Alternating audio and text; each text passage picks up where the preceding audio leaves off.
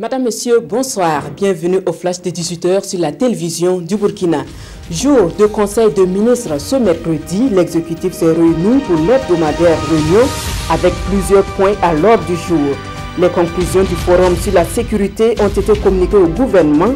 Le conseil a proposé la mise sur pied d'un comité interministériel pour la mise en œuvre des recommandations.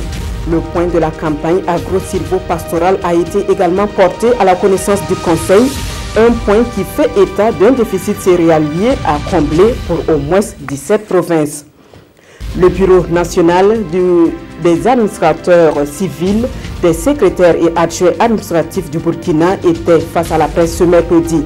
Le SINAC-SAP a livré sa lecture de la gestion actuelle du ministère en charge de l'administration territoriale. Le syndicat parle de mauvaise gestion et impute la responsabilité au premier responsable du dit ministère. Et comme moyen de pression pour obtenir la satisfaction de sa plateforme revendicative, le bureau menace d'aller en grève sur 72 heures sur toute l'étendue du territoire national pour compter du 28 novembre prochain. Les acteurs du projet régional d'appui au pastoralisme dans le Sahel et leurs partenaires, la Banque mondiale, sont réunis à Ouagadougou pour une semaine de travaux. Les deux parties prenantes passent en revue la mise en œuvre de ce projet qui a pour mission d'améliorer les conditions d'exercice du pastoralisme au Burkina.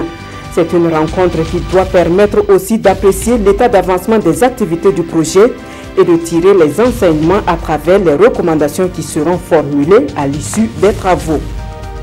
La culture comme trait d'union entre les fils du Naouri et l'événement de développement de la localité, c'est la nouvelle trouvaille des Nakama et des Kassena de la communauté Gourossi.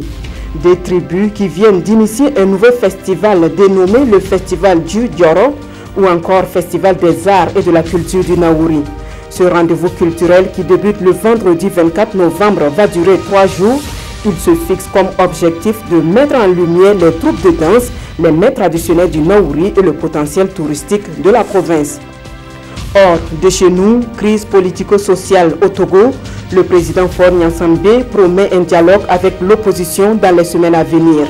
Une affirmation faite depuis Abidjan et qui est vue comme une alternative aux manifestations qui prévaut dans le pays. En effet, l'opposition se mobilise depuis des mois. Elle réclame des réformes institutionnelles en profondeur et mieux encore, elle exige le départ de Faure Gnassingbé, héritier d'une famille qui est au pouvoir depuis plus de 50 ans.